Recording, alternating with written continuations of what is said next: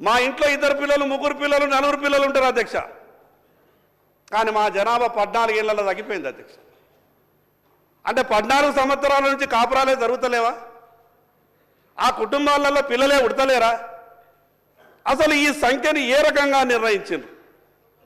నేను గౌరవ ముఖ్యమంత్రికి మీద విజ్ఞప్తి చేస్తున్నానంటే, మీరు మాట ఇచ్చిండ్రు, ఏం తొందర పడకుండా. స్థానిక సంస్థల ఎన్నికలు 6 నెలల తర్వాత పెట్టుకున్నారు, ఏం కొప్పలు మునిగేది ఏం లేదు. కానీ మీరు ఎక్కడ స్థానిక సంస్థల ఎన్నికల సమయంలో పెట్టకుంటే ప్రభుత్వానికి చెడ్డ పేరు వస్తుందనో, మీకు వ్యతిరేకత వస్తుందనో బీసీలకు మాత్రం అన్యాయం చేసేటటువంటి ప్రయత్నం చేయకండి. ఒక పక్క మీ నాయకులు రాహుల్ గాంధీ గారు పార్లమెంట్లో నిన్ననే మీరంతా కూడా ప్రసంగం వినిండొచ్చు. ఎంత గొప్పగా మాట్లాడింది అధ్యక్ష, చాలా సంతోషం అనిపించింది అధ్యక్ష నాకు రాహుల్ గాంధీ గారి మాటలు వింటే. ఎక్కడ ఈ తెలంగాణ రాష్ట్రంలో అమలైపోతుంది అనుకున్నా, రేపే మా శాసనసభ సమావేశం ఉన్నది. వీళ్ళు మొత్తం కూడా లెక్కంతా పెట్టి రాహుల్ గాంధీ గారి మాట విని తెలంగాణ రాష్ట్రంలో అమలు చేస్తారేమో, నా బీసీలంతా కూడా సంతోషపడతారు, మా ఇన్ని సంవత్సరాలు మా బీసీలకు జరిగినటువంటి అన్యాయం అంతా దూరం అయిపోతుందేమని నేను చాలా సంతోషపడ్డాను. కానీ అధ్యక్ష ఇక్కడ జరుగుతున్నది ఏంటిది? పార్లమెంట్లో రాహుల్ గాంధీ గారు మాట్లాడినటువంటి మాటకు తెలంగాణ రాష్ట్రంలో జరుగుతున్నటువంటి తీరుకు ఎక్కడ కూడా పొంతల లేనట్టు అనిపిస్తూ ఉన్నది. అధ్యక్ష, మాకు జరుగుతున్నటువంటి అన్యాయం అంతా ఇంత కాదు అధ్యక్ష. మేము ఏం పాపం చేసుకున్నామో అధ్యక్ష, మాకు రాజకీయ పార్టీల దగ్గర టికెట్ల కాడికి వెళ్ళి మా పంచాయతీ మొదలవుతుంది.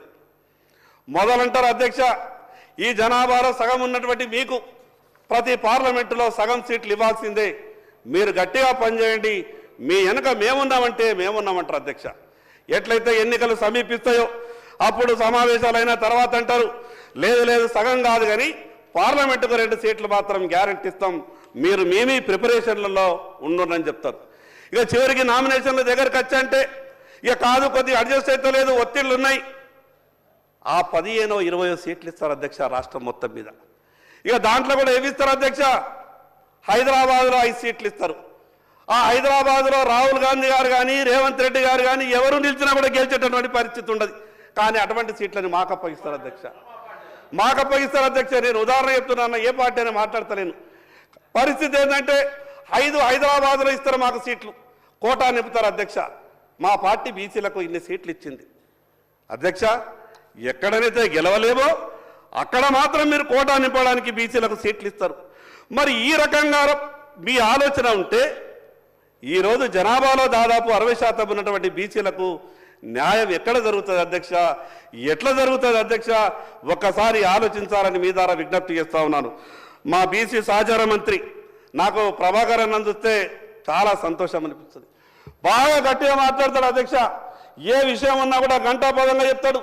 పార్లమెంటు సభ్యునిగా పార్లమెంట్లో పోరాటం చేసిండు. ఈ తెలంగాణ రాష్ట్ర శాసనసభకు ఎన్నికైన తర్వాత మంత్రి అయినాక నేను సంతోషపడ్డా. అన్న బీసీ మంత్రి అయిపోయాడు, బాగా సహాయం దొరుకుతుంది, ఈ రాష్ట్రంలో ఉన్నటువంటి బీసీలందరికీ మంచి జరిగిపోతుంది, ఎవరినైనా ఎదిరించగలుగుతాడని సంతోషపడ్డా. కానీ ఇలా పరిస్థితి చూస్తే అన్న కూడా మెత్తగా పడ్డట్టు అనిపిస్తాడు అధ్యక్ష. అన్నకు కూడా ఏమైందో నాకు అర్థమైతే లేదు, అన్న కూడా మెత్తగా పడ్డట్టు అనిపిస్తున్నాడు. మాకు టికెట్లలో అన్యాయం జరుగుతుంది. తీరా ఎమ్మెల్యేలో అటో ఇటో పోతే కాంగ్రెస్ పార్టీలో 7-8 గెలిచింది అనుకుంటా బహుశా. తీరా మేమనుకుంటామంటే 7 గెలిచిండ్రు, ఈ 17 సగం అన్నారు కదా, 6-7 ఎట్లన్నా మంత్రులు అయిపోతారు అనుకుంటే. సరే అన్న, మేము బీసీ ముఖ్యమంత్రి అని ఆఖరి ప్రతిపక్ష నాయకుడు కూడా చేయలేక దయచేసి కాదు పదవి తెచ్చుకుంటే మేము కూడా సంతోషపడతాం. అందరం కూడా శాసనసభ పక్ష నాయకుడు బీజేపీది ఒక బలైన వర్గాలకు ఇచ్చేదాన్ని మీ పార్టీ మీ ప్రధానమంత్రి బీజేపీ అంటాడు, అట్లా అంటాడు, తప్పకుండా వీఆర్ హ్యాపీ. ప్రభాకర్ అన్నకు నేను ఒక చిన్న విజ్ఞప్తి చేస్తున్న అధ్యక్ష, భారతీయ జనతా పార్టీ ఎంత గొప్పగా ఆలోచిస్తుంది అనంటే, ఈ దేశంలో ఏ రాజకీయ పార్టీ అన్నా మామూలు వ్యక్తులకు ముఖ్యమంత్రులుగా ప్రధానమంత్రులుగా అవకాశం ఇచ్చినటువంటి దాఖలాలు లేవు.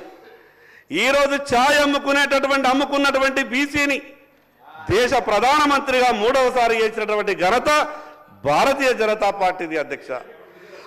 నేనేమంటున్నానంటే, దేశ రాజకీయాల గురించి ఈ అసెంబ్లీలో చర్చ పెట్టే కన్నా సార్ ఇప్పుడు మా సోదరులు ప్రభాకర్ గారు చెప్పినట్టు ప్రత్యక్షంగా కనబడతా ఉన్నారు. బలహీన వర్గానికి సంబంధించిన నాయకుడు ప్రసంగం చేస్తూ ఉన్నాడు. సరే, ఈ సందర్భం వారు ముందు సీట్లు వస్తారని ఆశించినాం అధ్యక్ష. సరే, అంతపూర్వకం బీజేపీ రాష్ట్ర అధ్యక్షుడు ఒక బలహీన వర్గాలకు సంబంధించిన మరి బండి సంజయ్ గారు ఉండే. ఎవరు తీసింది అధ్యక్ష? కాంగ్రెస్ పార్టీ వచ్చి తీసింది అధ్యక్ష. ఈరోజు బలహీన వర్గాలకు సంబంధించిన కేంద్ర మంత్రిగా ఉండే బండారు దత్తాత్రేయ గారు ఏమైంది అధ్యక్ష? ప్రస్తావన చేస్తూ ఉన్న సందర్భంలో ఈరోజు కూడా కాంగ్రెస్ పార్టీ బలహీన వర్గాలకు సంబంధించి ఈరోజు అన్ని వర్గాలకు సంబంధించి న్యాయం చేయాలనే ఒక కాంక్షతో మా రాహుల్ గాంధీ గారు ఇచ్చిన ఆలోచనతో ఒక అడుగుకు ముందుకేస్తే దాన్ని ఎట్లా అడ్డుకోవాలని చేసే ప్రయత్నంలో ముందుకు సాగకుండా మంచి సలహా సూచనలు ఇచ్చి దాని ఆచరణలు పెట్టాలని ప్రయత్నం చేస్తూ ఉన్నాం మా పొన్నం ప్రభాకర్ గారిని. మరి వారు కూడా బలహీన వర్గాలకు సంబంధించిన నాయకుడే. వారేసే అడుగుల్లోనే మా అడ్డం వేస్తా అంటే ఎట్లా అధ్యక్ష? దయచేసి మా సోదరులను కోరుతా ఉన్నాం. ఆదిలాబాద్కు సంబంధించిన శాసనసభ్యులని చాలా బాగా మాట్లాడతారు అధ్యక్ష శాసనసభలో. మరి వారు ఇంకా ఎదగాలని ఆలోచన చేస్తాం. మేము ఒక బలహీన వర్గాల నాయకుడిగా ఇంకా ఎదగాలి, ఇంకా ముందుకు నడవాలి, ముందు మంచి ఆలోచనలు చేయాలి. ఆలోచన ప్రక్రియ మా అందరికి కూడా చెప్తారని మేము ఆశిస్తా ఉన్నాం అధ్యక్ష.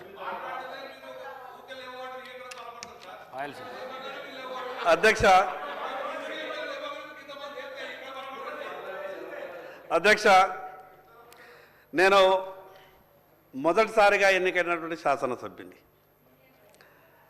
దయచేసి నేనేమైనా తప్పులు మాట్లాడితే దాన్ని సవరించండి.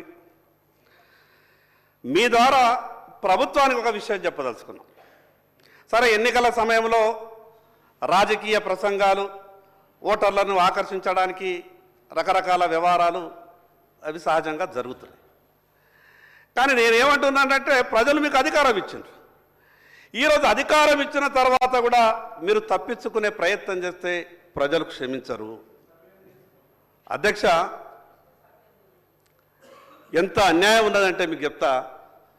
2014 కన్నా ముందు మేము అనుకుంటుంటాం ఈ సమైక్య ఆంధ్రప్రదేశ్లో బీసీలకు అన్యాయం జరుగుతున్నది, మన రాష్ట్రం మనకొస్తే అన్ని రకాలుగా న్యాయం జరుగుతుందని బాగా ఆశపడ్డాం అధ్యక్ష.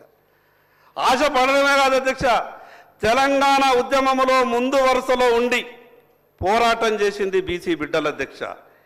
ఇది నేనేదో మాట వరుసకు చెప్తున్నది కాదు. ఆత్మహత్యలు చేసుకున్నది బీసీ బిడ్డలు, తెలంగాణలో ముందుండి పోరాటం చేసింది బీసీ బిడ్డలు, ఉద్యోగాల్ని పణంగా పెట్టింది బీసీ బిడ్డలు. కానీ తెలంగాణ రాష్ట్రం వచ్చిన తర్వాత 2014లో ఇక అనుకున్నాం మా దశ తిరిగింది, మాకంతా కూడా బాగా జరుగుతాయని అనుకున్నాం. కానీ అధ్యక్ష, మిత్రులు వాళ్ళైనా వీళ్ళైనా మా పట్ల మేము ఏం పాపం చేసినామో ఏమో అధ్యక్ష మా బాధ. 2014లో ఈ తెలంగాణ రాష్ట్రం వచ్చిన తర్వాత ఎంబీసీ అనే కార్పొరేషన్ ఏర్పాటైంది అధ్యక్ష. Most backward class. ఇక మా సోదరులు వాళ్ళు కూడా అనుకోరు ఏంటంటే బీసీలలో ఇంకా మేము వెనకబడి ఉన్నాం కాబట్టి మన తెలంగాణ మనకు వచ్చింది, ఎంబీసీ అనే కార్పొరేషన్ ఏర్పాటయింది. దానికి సంవత్సరానికి 1000 కోట్లు. మీరు హైదరాబాద్కి వస్తే కుల సంఘాలకు మీకు బిల్డింగులు ఇస్తాం, మీ భవిష్యత్తు బాగుంటుంది, మీ పిల్లలు హైదరాబాద్ చూడరా, ఎప్పటిదాకా జిల్లాలో ఉంటారంటే మేమంతా ఉరికురికి ఈ హైదరాబాద్కి వచ్చినాం అధ్యక్ష. హైదరాబాద్కి వచ్చంటే మీదే సంఘం, మీదే కుల సంఘం, ఇక మీకు 5 ఎకరాలు, ఇక మీకు 3 ఎకరాలు, ఇక మీకు 4 ఎకరాలు. ఇక మేము సంతోషపడ్డాం, జిల్లా హెడ్క్వార్టర్లోనే మాకు కుల సంఘాలు లేవు, ఇక హైదరాబాద్లో ఇచ్చారు, ఇక అయిపోయింది, మా బతుకులన్నీ బాగా అయిపోయినాయని ఇక మేము జిల్లాలకు పోయినాం. మా నాయకులంతా కూడా ప్రచారం చేసిండ్రు, అయిపోయినాయి మన బతుకులన్నీ మారిపోయినాయి, హైదరాబాద్లో మనకు పెద్ద పెద్ద సంఘ భవనం వచ్చిందని. అవి ఏడిస్తారు అధ్యక్ష, మాకు తెలుసా? మాకిచ్చేటి హైదరాబాద్కు 60 కిలోమీటర్ల దూరంలో, 60 కిలోమీటర్లు 70 కిలోమీటర్ల దూరంలో. కానీ మిగతా వాళ్ళకు అభివృద్ధి, ఈ రాష్ట్రానికి ముఖ్యమంత్రులు అయిన వాళ్ళకు, ఈ తెలంగాణ రాష్ట్రాన్ని పరిపాలించిన వాళ్ళకు, భారతదేశ రాజకీయాల్ని ప్రభావితం చేసేటోళ్లకు వాళ్ళకు హైదరాబాదులో బంజారా హిల్స్కు దగ్గరిస్తారు అధ్యక్ష. ఇది వివక్ష కాదు అధ్యక్ష? ఆ పార్టీ అయినా ఈ పార్టీ అయినా బీసీల గురించి ఏం ఆలోచిస్తున్నారు అధ్యక్ష? మరి ఎన్ని సంవత్సరాలు ఈ రకమైనటువంటి పరిస్థితులే ఉంటే కేవలం ఎన్నికల సమయంలో మాట్లాడతాం, మిగతా సమయంలో ఈ రకమైనటువంటి దారులు ఎన్నుకుంటామంటే మేము ఏ రోజు బాగుపడాలి అధ్యక్ష? అధ్యక్ష, ఈరోజు బీసీల పరిస్థితి అధ్యక్ష, నా నాయి బ్రాహ్మణ సోదరుడు బార్బర్ షాప్ పెట్టుకుంటా అంటే బ్యాంకులు లోన్లు ఇయ్యాయి అధ్యక్ష.